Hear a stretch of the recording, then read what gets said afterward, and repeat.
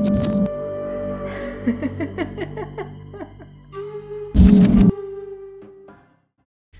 Kidos, kembali lagi di JGB Kids Creepy Story. Di sini kita akan berbagi cerita atau pengalaman seram tentang tempat-tempat yang mungkin kalian tahu.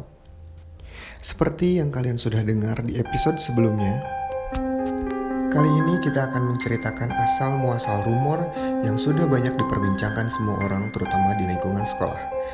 Siapa sebenarnya penunggu pohon ini dan dari mana asalnya? Dan juga kenapa dia menangis? Kejadian ini terjadi sekitar awal tahun 2006, di mana waktu itu para pengurus OSIS SMA ini sedang akan melakukan kegiatan berkemah.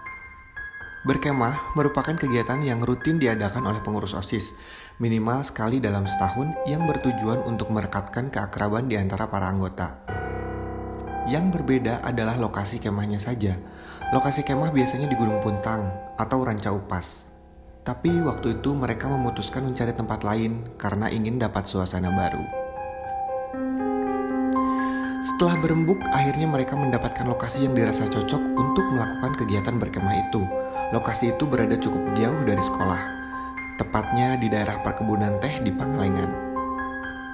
Bukan hanya jauh dari sekolah, tapi lokasi ini juga ternyata cukup jauh dari pemukiman warga. Tentu saja, tujuannya adalah supaya mereka saat malam camping nanti bisa bebas membuat api unggun atau membuat kebisingan. Jadi tidak ada warga yang akan merasa terganggu. Hal yang baru mereka sadari adalah lokasi ini belum pernah dipakai untuk berkemah sama sekali. Selama berkemah pun hal-hal ganjil sering mereka alami. Beberapa anggota bahkan melihat langsung penampakan seperti munculnya wanita berbadan ular, kakek bungkuk yang berjalan mondar-mandir, atau tiba-tiba terdengar suara keramaian dari arah kebun teh pada waktu tengah malam. Tapi karena kesibukannya, mereka tidak terlalu menghiraukan kejadian-kejadian aneh itu. Sampai akhirnya, di hari terakhir mereka berkemah, ada salah seorang anggota OSIS yang berperilaku aneh. Namanya Fitri. Siang itu Fitri terlihat murung dan sangat pendiam. Ketika yang lain sibuk membereskan tenda, dia hanya terdiam seperti melamun. Tapi saat temannya bertanya ada apa, dia cuma tersenyum. Hari sudah semakin sore.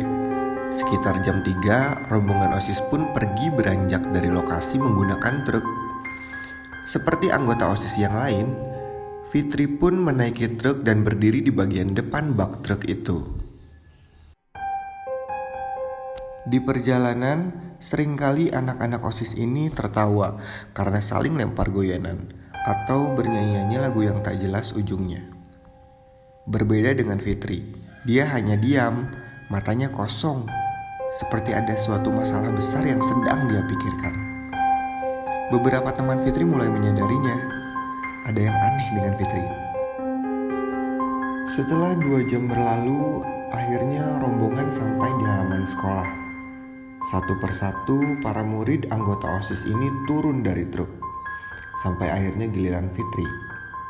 Tapi secara tiba-tiba raut muka Fitri berubah kesal. Matanya memerah, seperti ingin menangis. Teman-temannya mulai menenangkan Fitri, yang saat itu posisi dia masih di atas truk.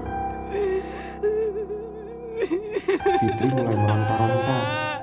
Dia seperti menolak turun dari truk. Selang beberapa saat, dia berteriak yang diikuti tangisan. Kata-kata yang keluar dari mulut Fitri saat itu adalah, "Aing hayang balik." Yang sempat dia ucapkan beberapa kali sambil tetap menangis.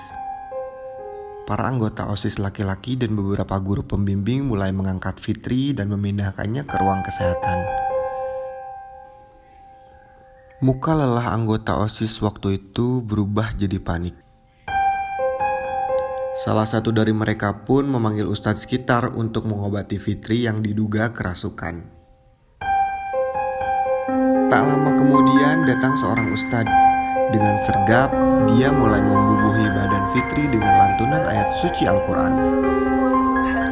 Fitri semakin berteriak dengan ucapan ingin pulangnya yang terus dia katakan berulang-ulang. Beberapa waktu kemudian, sang ustadz akhirnya sudah bisa mengendalikan Fitri. Tapi Fitri masih belum menjadi Fitri. Tubuhnya masih dikuasai makhluk lain. Setidaknya dia sudah bisa diajak berkomunikasi. Dengan lebih pelan, Pak Ustadz bertanya kepada makhluk yang ada di badan Fitri ini. Siapa sebenarnya dia? Dan kemana Fitri? Dia pun menjawab, jika dia ingin pulang ke rumahnya di Pangalengan. Dia tidak suka berada di tempat ini. Tempat ini asing untuk dia. Dia hanya tertarik ketika rombongan OSIS menaiki truk. Makanya dia ikut. Setelah komunikasi itu, kemudian Pak Ustadz menyadarkan Fitri. Lalu Fitri mulai menangis lagi. Tapi kali ini berbeda. Ini benar-benar Fitri. Teman-temannya datang dan memeluk Fitri.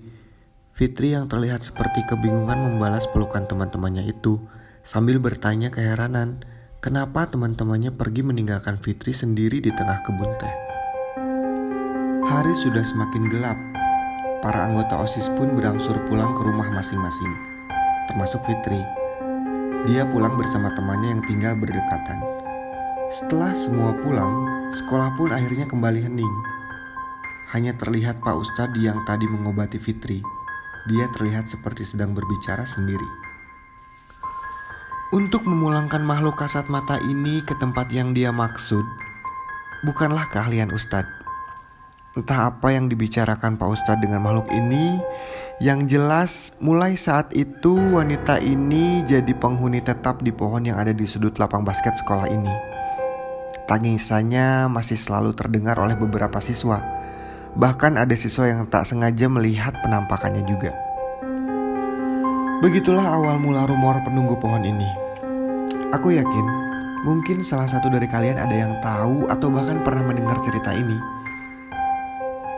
Atau bahkan di antara kalian ada yang mengalami hal lain yang serupa di sekolah kalian. Boleh cerita di kolom komentar. Sekian Creepy Story kali ini. Kita bertemu lagi di Creepy Story selanjutnya dengan cerita yang lebih creepy. Sampai bertemu lagi, dan ingat, jangan pernah dengerin ini sendirian.